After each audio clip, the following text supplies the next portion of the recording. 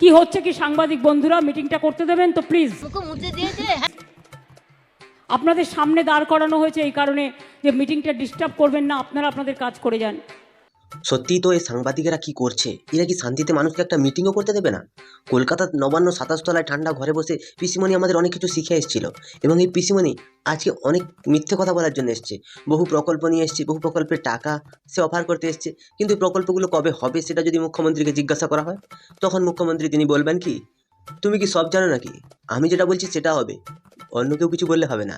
তো আজকে মুখ্যমন্ত্রীর দাদাগিরি এবং সাংবাদিকদের অপমান, সংবাদ মাধ্যম তাদেরকে অপমান, প্রতিনিয়ত যে মুখ্যমন্ত্রীর মিথ্যাচার, আজকে সেটা নিয়েই কথা হবে। তো চলো আর বেশি না বকে ভাট, আজকের ভিডিওটা শুরু করা যাক। তো হে বাঙালি, হ্যালো বাঙালি, নমস্কার বাঙালি, কেমন আছো তোমরা সবাই? আশা করি অনেক অনেক ভালো আছো। তো আজকের একটা নতুন ভিডিওতে তোমাদের সবাইকে অনেক অনেক স্বাগত। अरे हाँ भाई हाँ।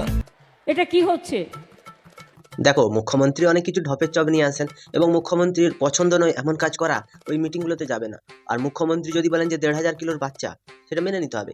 মুখ্যমন্ত্রী যদি বলেন কাজী নজরুল ইসলামকে দিয়ে রামায়ণ লিখিয়েছেন, মুখ্যমন্ত্রী যদি সরস্বতী ঠাকুরের মন্ত্র ভুলভাল পড়েন, সেটাও মেনে নিতে হবে। মুখ্যমন্ত্রী তিনি যদি বলেন ওখানে দাঁড়িয়ে যে হাম্বা হাম্বা রাম্বা রাম্বা কাম্বা কাম্বা, এইগুলো যদি তিনি বলেন, সেগুলোকেও মেনে নিতে হবে। কারণ তিনি মুখ্যমন্ত্রী, পুলিশ তার দলদাস, কৃতদাস। তাই তিনি যেটা বলবেন সেটা সবাইকে মানতে হবে। दीदी वाह दीदी। মিটিংটা ব্যাহত হচ্ছে, প্লিজ। আপনার যদি কাউকে তুলতে হয় পরে তুলবেন, পরে তুলবেন। সত্যিই তো, মুখ্যমন্ত্রীর ছবি তোমরা আগেও তুলতে পারতে, এখন কেন তুলছো? একটা মিটিংয়ের মাঝখানে দিদিমণির অনেক অসুবিধা হচ্ছে, কারণ তোমরা দিদিমণির ফটো না নিয়ে, দিদিমণির ফুটেজ না নিয়ে তোমরা অন্য কারোর ফুটেজ নিচ্ছ। এর থেকে দিদিমণির অপমান নয়? আমাদের ফুটেজ খাওয়া মুখ্যমন্ত্রী, তিনি সর্বদাই ফুটেজ খাওয়ার জন্য অনেক কথা বাড়িয়ে বাড়িয়ে বলেন। সে বাড়ানো কথাগুলোকে সবাইকে তো শোনাতে হবে। তোমরা যদি না শোনাও, মানুষজন জানতে পারবে কি করে? अच्छा हमको सिखा रिया है। ছবিগুলো পরে তুলতে পারেন তো, আগেও তো এসেছিলেন আপনারা, আগে তুলতে পারতেন। প্লিজ দয়া করে আমাকে মিটিংটা চালাতে দিন, তা নাহলে কিন্তু আমি এবার ফিড দিয়ে দেবো। না না না, এতটা পরিমাণে তুমি আমাদের সাথে খারাপ ব্যবহার করো না, তুমি আমাদের একটু বাঁচতে দাও। মুখ্যমন্ত্রী সংবাদ মাধ্যমকে প্রতিনিয়ত অপমান করেন, এবং তাদেরকে কোনো কোনো সময় অ্যারেস্ট করতে বাধ্য হন। পশ্চিমবঙ্গে গণতন্ত্রের নামে প্রহসন হয়।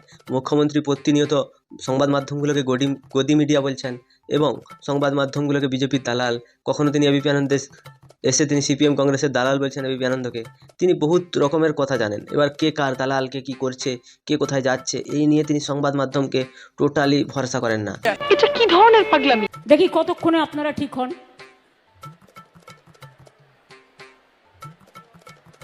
এক একটা ঢ্যামনা চিঠি দিদি, এই ঢ্যামনা চিঠিগুলো কোনোদিন ভালো হবে না। তুমি দেখে নিও, এদের তুমি কর্মশ্রীর টাকা দেবে না, কিন্তু এদের লক্ষ্মী ভাণ্ডার কেটে রেখে দেবে। এদের বউরা যে লক্ষ্মীর ভাণ্ডার পায়, একজনকেও দেবে না।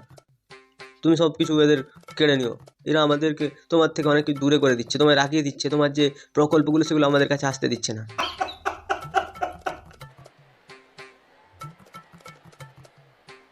जल्दी बोल, कल सुबह पनवेल निकलना है। এবার থেকে আমি প্রশাসনকে অনুরোধ করব, যখন কোনো মিটিং হবে প্রেসের পেছনে একটা ব্যারিকেড করতে, যাতে ওদেরও কোনো অসুবিধে না হয় ফিট দেওয়ার, আর যাতে অন্যদেরও অসুবিধে না হয়। অনেক সময় পেছনের লোকেরা দেখতে পায় না। সত্যি কথা বলতে, আমিও প্রশাসনকে একটা অনুরোধ করতে চাই, যে যখন মিটিং মিছিল শুরু হবে, তখন মুখ্যমন্ত্রীর সাথে পুলিশ যেন না থাকে। তাহলে আমরা বুঝতে পারবো যে মুখ্যমন্ত্রী মানুষের জন্য কিছু একটা করছে। প্রেসের পেছনে ব্যারিকেড দিতে হবে, প্রেসকে আটকে রাখতে হবে। কেন প্রেস কি হবে? তুমি তো মানুষের জন্য সব কিছু করছো, মানুষ তো জানে। তো গলা ফাটিয়ে ফাটিয়ে বলার কি দরকার? এত এত প্রেস ডেকে এনে এই প্রেসগুলোকে সামনে দাঁড় করে দিয়ে পিছনে মানুষগুলো তো শুনতে পাচ্ছে না। তুমি তো সেই মানুষগুলোর জন্য উন্নয়ন করেছো, ওদেরকে উন্নয়নের কথা বলার কি দরকার? ওরা তো বিনা পয়সায় চাল পাচ্ছে, স্বাস্থ্য, শিক্ষা সব কিছুই তো বিনা পয়সায় পাচ্ছে। তাহলে ওদেরকে কি তুমি আর শোনাবে? প্রেস আসার কোনো দরকার নেই, প্রেস পুরো হাটিয়ে দাও। সুতরাং এমন সিস্টেম করা হোক যাতে দুপক্ষেরই সুবিধে হয়। মুখ্যমন্ত্রীর কাছে আমার একটাই আবেদন, যে এমন একটা সিস্টেম তৈরি করা হোক পশ্চিমবঙ্গে চাকরি বিক্রির জন্য, যাতে মন্ত্রীরাও না ফাঁসে, আবার তৃণমূলের ছোটোখাটো বিধায়ক এবং পঞ্চায়েত স্তরের নেতা কেউ যেন না ফাঁসে। এই ফাঁসলে না আমাদের বহুত কষ্ট হয়। আমি বলছি, দেওয়ালের হাইট কমিয়ে দিলে প্রতিটা বাড়ির সরকারি একটা নিয়ম করলে হয় না? অনেকজন আছে যারা দেওয়াল টপকে পালাতে গিয়ে পুলিশের হাতে, ইডির হাতে ধরা পড়ছে। তাহলে পশ্চিমবঙ্গে একটা কাজ করলে হয় না? একটা এমন কোনো আইন আনতে হবে, যে আইনে টাকা লেনদেনের হিসাবগুলো 15 দিন পরে অটোমেটিক্যালি ডিলিট হয়ে যাবে। ওইরকম কোনো নিয়ম কি আনা যায় না? তাহলে ভালো হতো, ভাইপোর অনেক সুবিধা হতো। ইডির দপ্তরে যেতে যেতে পেট্রোলের পয়সা তার অনেক খরচা হয়ে যাচ্ছে, সেগুলো বেঁচে যেত। शाबाश बेटा, बहुत बढ़िया। আপনারা একটা গান শুনেছেন ছোটবেলায়, যদি না শুনে থাকেন শুনে নেবেন। মায়ের দেয়া মোটা কাপড় মাথায় তুলে নেড়ে ভাই। চুরি করার বুদ্ধি শুধু মমতার আছে, আর কারোর নেই যে তাই। একটা জিনিস হচ্ছে কি, পশ্চিমবঙ্গের মুখ্যমন্ত্রী মানুষজনকে বোঝাতে চাইছে যে তিনি যেটা দিচ্ছেন সেটাই কিন্তু মাথায় তুলে নিয়ে আও তোমরা, না যদি নেবে তাহলে তোরা পণ মারাগা। কারণ পশ্চিমবঙ্গের মুখ্যমন্ত্রী অতটুকুই দেবে, বাদ বাকি যা বাঁচবে সেটা ভাইপোর কাছে দিয়ে দেবে। যেরকম ঘাটালবাসীকে আজকে প্রায় 15 বছর ধরে চুতিয়া বানানো হচ্ছে, ওদেরকে নাকি ড্যাম করে দেবে, এটা করে দেবে, ওটা করে দেবে, বহু ডায়লগ দিয়ে আজকে 15 বছর ধরে ভোট নিচ্ছে। আমার সাদা মানে একটাই প্রশ্ন, যে মাথায় যে সেই মোটা কাপড়টা তুলে দেবে, তারপর সেই যে কাপড়টা চেঞ্জ করে আবার যে সাদা কাপড় পরাবে, গ্রামের মা বোনেদের কথা বলছি, তাদের স্বামীদেরকে মেরে, তো সেটাও বলো।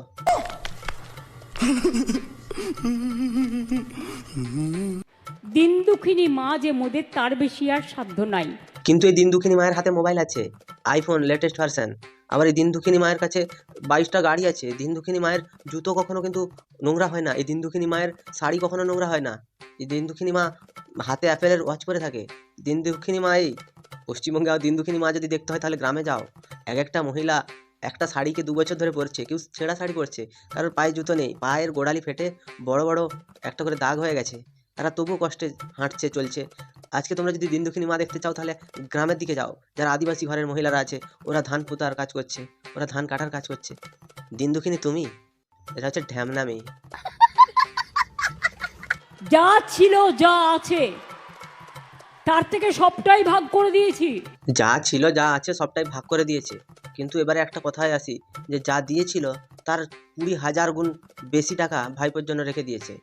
তার কারণ হচ্ছে পশ্চিমবঙ্গের মানুষকে দিয়েছে 500 টাকা, 1000 টাকা, কিন্তু পশ্চিমবঙ্গের মা বোনেদের ইজ্জত নিয়ে খেলেছে। পশ্চিমবঙ্গে মা বোনেদের যে নিত্য প্রয়োজনীয় জিনিস সেগুলোর দাম বাড়িয়েছে। পশ্চিমবঙ্গে মা বোনেদেরকে ইউজ করে পশ্চিমবঙ্গের ভোটে জিতে এসে শিক্ষার দুর্নীতি, স্বাস্থ্য দুর্নীতি এবং সব ক্ষেত্রেই ইনি দুর্নীতি করেছেন। তাহলে পশ্চিমবঙ্গের মানুষকে যা ছিল তিনি সব বিলিয়ে দিলেন। আজকে পশ্চিমবঙ্গে তৃণমূলের আধা নেতা তো জেলে, তিনি বেলাতে গিয়ে তো আধা তো তার নেতারাই খেয়ে নিয়েছে। কিভাবে তিনি বেরোলেন সেটাই হচ্ছে কথা। আর কেন্দ্রের দেওয়া রেশন, কেন্দ্রের দেওয়া আয়ুষ্মান কার্ডের টাকা, কেন্দ্রের দেওয়া কৃষক বন্ধুরা যেটা চালাচ্ছে, এরকম বহুত টাকা যেগুলো কেন্দ্র দেয়, সেগুলোর নাম পাল্টে এখানে ঢ্যামনামি আর চিটিংবাজি করার জন্য শুধুমাত্র আজকে পশ্চিমবঙ্গের মুখ্যমন্ত্রী কেন্দ্রের নামে দোষ দেয়। 5টা স্কিম বন্ধ, সেগুলোও চালাতে হচ্ছে। এই যে জিএসটি তুলে দেওয়ার কথা আমরা বলেছিলাম, যে হেলথ ইন্স্যুরেন্সের ক্ষেত্রে জিএসটি তুলে দিন, আর ইন্স্যুরেন্স কোম্পানিও যেন এর জন্য ইন্স্যুরেন্সের প্রিমিয়াম না বাড়ায়। তার জন্য জানেন আমাদের স্টেটের কত রেভিনিউ লস হয়েছে? 900 কোটি টাকা। আরও 900 কোটি টাকা বাড়তি বোঝা। সত্যিই তো 900 কোটি টাকা বাড়তি বোঝা, কিন্তু এই যে প্যান্ডেল করার জন্য, ছেলেপুলেদেরকে, ক্লাবের ছেলেদেরকে মদ খাওয়ার জন্য, এবং পশ্চিমবঙ্গে যেসব পরিযায়ী শ্রমিক হোক বা যে কেউ হোক যারা বোম ফেটে মারা যাচ্ছে, সবার জন্য পয়সা দেওয়ার জন্য মুখ্যমন্ত্রীর কাছে পয়সা আছে। শুধু সরকারকে ট্যাক্স দেওয়ার জন্য পশ্চিমবঙ্গের সরকারের কাছে কোনো ট্যাক্স নেই।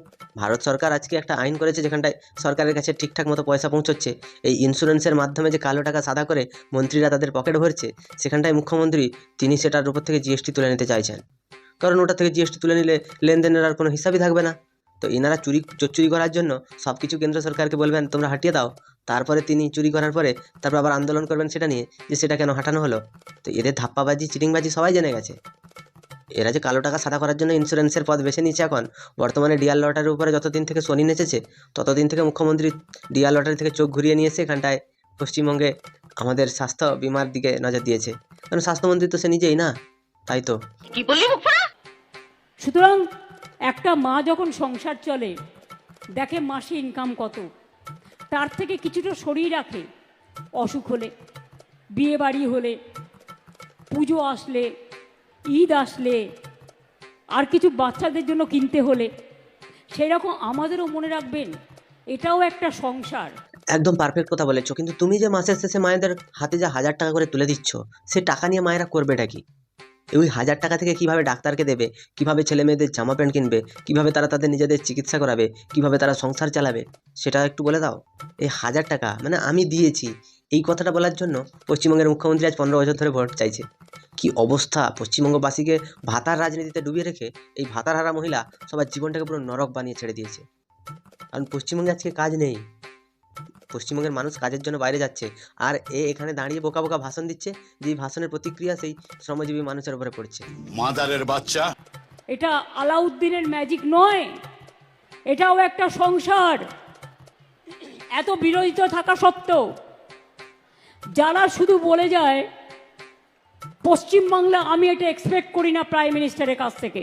আমরাও কোনো চিফ মিনিস্টারের কাছ থেকে এক্সপেক্ট করি না যে চিফ মিনিস্টার তাকে সবসময় চাওয়ালা চাওয়ালা চাওয়ালা বলে ডাকুক। কোথায় আমাদের প্রধানমন্ত্রী নরেন্দ্র মোদী শুধু চোর বলেছে, তোমাকে তো দুধবালি বলে ডাকেনি। সেটা তো তুমি একবারও বলছো না যে তুমি সবসময় চাওয়ালা চাওয়ালা চাওয়ালা এটাই বলতে থাকো। সেটাও তোমার থেকে এক্সপেক্ট করা হয় না। বা পশ্চিমবঙ্গে অন্যান্য যত বিরোধী দলনেতা আছে তার নামে কুৎসা করা, তাকে চোর বলা, তাকে জোচ্চোর বলা, এগুলো বুঝি কোনো রকম কোনো কথা নয়। পশ্চিমবঙ্গের মুখ্যমন্ত্রী যখন মুখ ফুটে বলে যে আমি বালের মুখ্যমন্ত্রী, বাড়া তোমার রেশন চাই না, এইগুলো মনে হচ্ছে খুব ভালো ভাষা। পশ্চিমবঙ্গের এই মুখ্যমন্ত্রী যে আমাদের সংস্কৃতিটাকে ধীরে ধীরে শেষ করছে, তার কাছ থেকে শিখতে হবে সম্মান দেওয়া কাকে বলে। আজকে নরেন্দ্র মোদী তাকে নিয়ে, তার স্ত্রীকে নিয়ে সমালোচনা করছে পশ্চিমবঙ্গের মুখ্যমন্ত্রী, তাকে আবার পশ্চিমবঙ্গের মুখ্যমন্ত্রীকে আবার সম্মান দিতে হবে। মানে তিনি কতটা সম্মান পাওয়ার যোগ্য। একটা জিনিস কি জানো তো, মানুষ যার কোনো ইজ্জত থাকে না, মান সম্মান থাকে না, সেই বেশি সম্মান খুঁজে বেড়ায়। যার ইজ্জত আছে সে জানে যে আমার ইজ্জত আছে, আমাকে সম্মান আর খুঁজতে হবে না। আমি তার চেয়ারকে সম্মান করি, কিন্তু আমি যেমন তার চেয়ারকে সম্মান করি, তারও উচিত আমাদের চেয়ারগুলোকে সম্মান করা। কেন বলবেন? একদম সত্যি। আমি প্রথম থেকে বলছি, পশ্চিমবঙ্গের মুখ্যমন্ত্রী, তারপরে ছিল শিক্ষামন্ত্রী, তারপরে হচ্ছে পশ্চিমবঙ্গের পুলিশ মন্ত্রী, অপদার্থ পুলিশগুলোর কাজ দেখছে, তারপরে হচ্ছে রেশন দুর্নীতি, তারপরে হচ্ছে আমাদের ট্যাব দুর্নীতি আছে, কেউ আবার নিয়োগ দুর্নীতিতেও নাম লিখিয়েছে। পশ্চিমবঙ্গের বিধায়ক থেকে মন্ত্রী সবাই এই নিয়োগ দুর্নীতিতে যুক্ত। এবং কালীঘাটের কাকুকে আমরা দেখেছি, অভিষেক ব্যানার্জিকে দেখেছি, বহু নেতা আছে। আমরা দীপক অধিকারীর নামেও শুনেছি 25% কমিশন চাই। তো এগুলো মুখ্যমন্ত্রী তার আশেপাশে সব ছড়িয়ে ছিটিয়ে রেখেছেন। শেখ শাহজাহানের মতো নেতা, তারপরে এরকম বহু নেতা আছে, ফিরোজ খান। তো এদেরকেও পশ্চিমবঙ্গের মুখ্যমন্ত্রী বলছে সম্মান করতে হবে। তো কোন ধরনের এরকম ধাপ্পাবাজি সরকার চালাচ্ছেন এই মুখ্যমন্ত্রী, যে চোর চিটিংবাজদেরও সম্মান দিয়ে কথা বলতে হবে। চোরকে চোর বললে যদি চোরের গায়ে লাগে, তাহলে আমাদের বাল ছেঁড়া গেল। গাঞ্জা খাই কুল পাই না। বাংলায় সব চোর, তাই আমি টাকা বন্ধ করেছি। সত্যি তো বাংলায় অনেক চোর। টাকা তো বন্ধ করে ঠিকই করেছে। 100 দিনের কাজের টাকা তুমি এসি ঘরে বসে নবান্নের 27 তলায় তুমি তো দেখতে পাও না। আমাদের গ্রামেই তো জেসিবি এনে তৃণমূলের নেতারা তার ঘরে পুকুর কেটে টাকা আবার নিজেদের পকেটে রেখে দিচ্ছে। তো সব থেকে বড় চোর চিটিং বা জুয়ার চোর যদি তোমাদের দলে থেকে থাকে, তাহলে তো পশ্চিমবঙ্গের জন্য টাকা তো বরাদ্দ বন্ধ হবে। তোমরা কোনো হিসাব দেবে না, তোমরা শুধুমাত্র নিয়েই যাবে। আবাস যোজনায় যার ঘর আছে তাকে আবার ঘর দিচ্ছ, পশ্চিমবঙ্গে সবাই জানে। তোমরা টাকার হিসাব দেবে না, তোমাদের টাকার খালি চাই। এটা কি ভেস্তা বাড়ি যে যখন আসবে তখনই দিয়ে দেবে? कौन है ये लोग? कहां से आते हैं? উত্তরপ্রদেশ সবচেয়ে বড় চোর, মহারাষ্ট্রের আপনার ডবল ইঞ্জিন সবচেয়ে বড় চোর, বিহারের ডবল ইঞ্জিন সবচেয়ে বড় চোর। আগে চোরদের দিকে তাকিয়ে দেখুন। তার মানে তিনি বিশ্বাস করেন এবং মেনেই নিলেন যে সব থেকে বড় চোর হচ্ছে উত্তরপ্রদেশের রাষ্ট্র, পশ্চিমবঙ্গটা হচ্ছে ছোটোখাটো। মানে চুরি হচ্ছে, তাহলে উনার আমলে চুরি হচ্ছে এবং ইনি নিজে একটা বড় চোর। আজকে নিজের মুখে মেনেই নিলেন। পশ্চিমবঙ্গে কোনো একটা কিছু খারাপ কিছু হলে সবসময় উত্তরপ্রদেশের সাথে তুলনা হয়। উত্তরপ্রদেশ এখন ভারতের সর্ববৃহত্তম অর্থনীতির রাজ্য হিসাবে উঠে এসেছে, আর পশ্চিমবঙ্গ সর্বনিম্নতম। সেটা কোনোদিন বলে না মুখ্যমন্ত্রী। এইসব জিনিস বললে যে মানুষ বুঝে যাবে। আমাদের পশ্চিমবঙ্গের মানুষকে মূর্খ করে রাখা এবং তাদেরকে সারা জীবন অশিক্ষিত করে রাখা, ভাতা দুটো দিয়ে তাদেরকে কুকুরের মতো সারা জীবনের কাছে তার কাছে ভিক্ষা চাওয়ানো, এটাই হচ্ছে মুখ্যমন্ত্রীর টার্গেট। তোমার দ্বারা কিছুই অসম্ভব নয়। বাংলাকে অসম্মান করার জন্য কটা টিম পাঠিয়েছিলেন চিফ সেক্রেটারি? 186টা টিম পাঠিয়েছিল। Can you imagine? কিছু জায়গায় দেখুন, সব পঞ্চায়েত তো আমাদের নয়, নানা দলের আছে। দেখো, চোরের ওপরে বাটপাড়ি কাকে বলে? মানে নিজে চুরি করেছে, কিন্তু সে বলছে নাকি সব যেখানে তৃণমূল, হয়তো সিপিএমের কোনো জায়গায় আছে, কোনো জায়গায় যদি কংগ্রেসের কোনো পঞ্চায়েত থেকে থাকে, তো এইরকমভাবে তারা নাকি চুরি করেছে। ইনাদের দলে যত আছে সব সতীর ছেলে, হারামি হাড়বজ্জার। যদি কোনো শুয়োরের বাচ্চারা থেকে থাকে, তাহলে হচ্ছে পশ্চিমবঙ্গের তৃণমূল কংগ্রেসে আছে। কারণ এরা হচ্ছে গুড় আর ওই যে জোঁদা পোকা বলে না, সেই রকম। যেখানে গুড় দেখেছে সেখানে উঠে গেছে। মুখ্যমন্ত্রী হচ্ছে গুড়, তাই তার চারদিকে জোঁদা ঘুরঘুর করছে। আর এই নিয়ে কীভাবে পশ্চিমবঙ্গে যারা দুর্নীতিগ্রস্ত নেতারা আছে তাদেরকে বাঁচানোর জন্য রাস্তায় বসতে পারে, সেটাও আমরা জানি। পশ্চিমবঙ্গে পরিযায়ী শ্রমিক নিয়ে এনার মানে খুব ভাবনা, কিন্তু ইনি যে আর 4 মাস পরে থাকবেন কি না, তারপরে তাদের কি হবে, সেটা তার কোনো বলার কোনো প্রয়োজন নেই। স্কিল ডেভেলপমেন্ট হবে, রাজমিস্ত্রির কাজে স্কিল ডেভেলপমেন্ট করাবে। कितने तेजस्वी लोग हैं हमारे पास, कितने शानदार विचार रखते हैं। পঞ্চায়েত কখনো একটা পার্টির হয় না। এমএলএ যেমন ওদেরও অনেকগুলো আছে, এমপিও আছে, ডেমোক্রেসিতে সব রাজনৈতিক দলই থাকে। পঞ্চায়েত ভোটটা কি পশ্চিমবঙ্গে ভোট হয়? ওটা শুধু প্রহসন হয়। পঞ্চায়েত ভোটে তো গলা টিপে টুঁটি চেপে ভোট নেয়। আবার কোনো কোনো জায়গায় বুথে যত ভোটার আছে তার দ্বিগুণ ভোট পড়ে যায়। এনারা আবার পঞ্চায়েত ভোট নিয়ে কথা বলছে। ঢ্যামনামি করার জন্য আর কোনো কিছু পেলো না। পশ্চিমবঙ্গে একটা পঞ্চায়েত দেখাও যেখানটায় তোমাদের তৃণমূলের নেতারা ওখানটায় গিয়ে বসেনি বা ওখান থেকে টাকা খায়নি। প্রতিটা জায়গায় তৃণমূল কংগ্রেসের নেতাদের নাম পাবে এবং সব কটা চোর চিটিংবাজ। তুমি জিজ্ঞাসা করবে বা তাদের চরিত্রের কোনো দোষ আছে? এরা হচ্ছে ঢ্যামনা প্রকৃতির মাল। কিছু প্রবলেম হয়েছিল, আমাদের কাছে প্রশ্ন করা হয়েছিল, তার জন্য 186টা টিম পাঠানো হয়েছিল, সব প্রশ্নের উত্তর দেওয়া হয়েছে। দেখো, পশ্চিমবঙ্গে টাকা চুরি করার পরে অনুব্রত মণ্ডল যদি বীরভূমে কোর কমিটির সভাপতি হতে পারে, পুলিশের মা বোনকে গালি দেওয়ার পরে অনুব্রত যদি তৃণমূলের সর্বোচ্চ পদে থাকতে পারে, তাহলে আমি বলবো যে বিজেপি সঠিক কাজ করছে। বিজেপির এরকম করাই উচিত। পশ্চিমবঙ্গে 176 কেন, 1,76,টা টিম পাঠানোর দরকার ছিল। কারণ টাকা দিয়েছে, সে টাকার এক টাকার হিসাব নিতে হবে। এটা কারোর বাপের টাকা নয় যে এনে এখানটায় ছড়িয়ে দিব। তার ঘর ভেঙে গেছে, তাকে টাকা দিয়ে দাও। এর ঘরে কেউ একজন মারা গেছে, নিজেদের ভেতরে বোন মারামারি করে মরেছে, 2 লাখ টাকা দিয়ে দাও। কার বাপের টাকা, কে বিল হচ্ছে, হিসাব দেবে না? আহারে চোখের পানিতে বুকটা বাইসা যায়। সব প্রশ্নের উত্তর দেওয়ার পরে যদি কোনো স্টুডেন্টকে আপনারা 0 নাম্বার দেন, সেই স্টুডেন্ট কি মেনে নিতে পারবে? কিন্তু দেশের তো আইন কানুন আছে, সুপ্রিম কোর্টে কেন যাওনি? সব কিছু হলেই তো সুপ্রিম কোর্টে চলে যাও। পার্থ চ্যাটার্জি চুরি করে এসএসসির গাঁড় মেরে রেখে দিল, তখন তুমি গেলে সুপ্রিম কোর্টে, সেখানটায় গিয়ে আবার রিভিউ পিটিশন দাখিল করলে।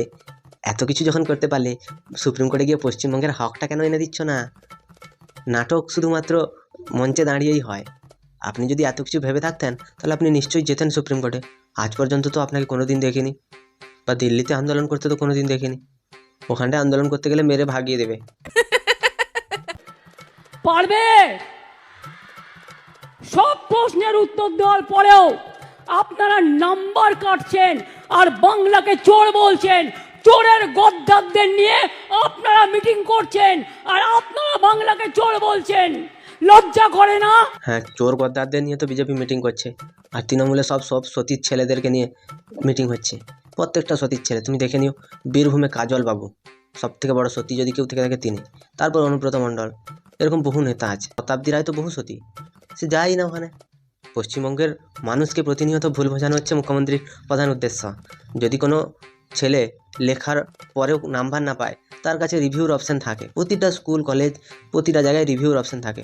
মুখ্যমন্ত্রী সেই রিভিউটা সুপ্রিম কোর্টে গিয়ে কেন চাইছে না? शाबाश बेटा, बहुत बढ़िया। তো বন্ধুরা, তোমাদের এই হাড় বজ্জাতি কেমন লাগলো?